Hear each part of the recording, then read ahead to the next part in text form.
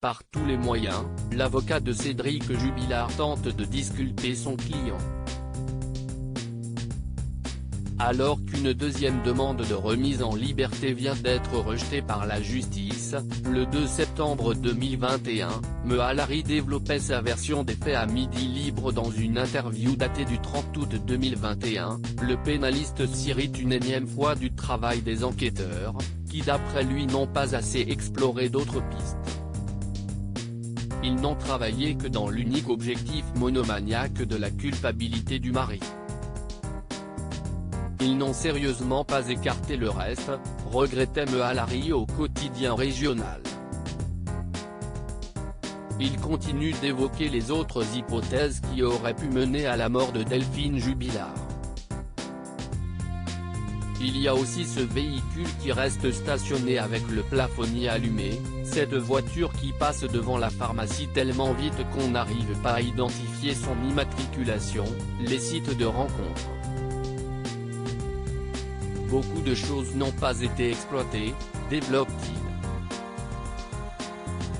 N'évoquant pas même les menaces de mort proférées par son client à l'encontre de Delphine Jubilard, née au Saguel, l'avocat balaie tous les éléments graves et concordants menant à la mise en examen de Cédric Jubilard pour homicide par conjoint.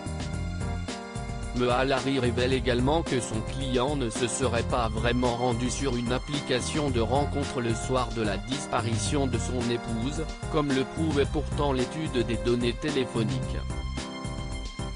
Il n'est pas allé sur un site de rencontre. Il a en réalité reçu une notification d'un site et il a dû cliquer dessus. La connexion n'a duré que quelques secondes, plaide-t-il.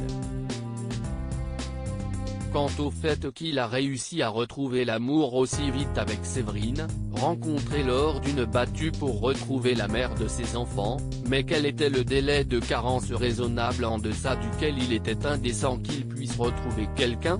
Tout cela n'est que de la morale. Ça ne fait pas un coupable.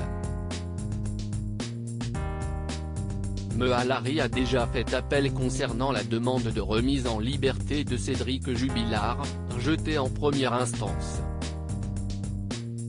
Le plaquiste est toujours incarcéré à Cesse, près de Toulouse, où il attend une audience prévue en octobre prochain.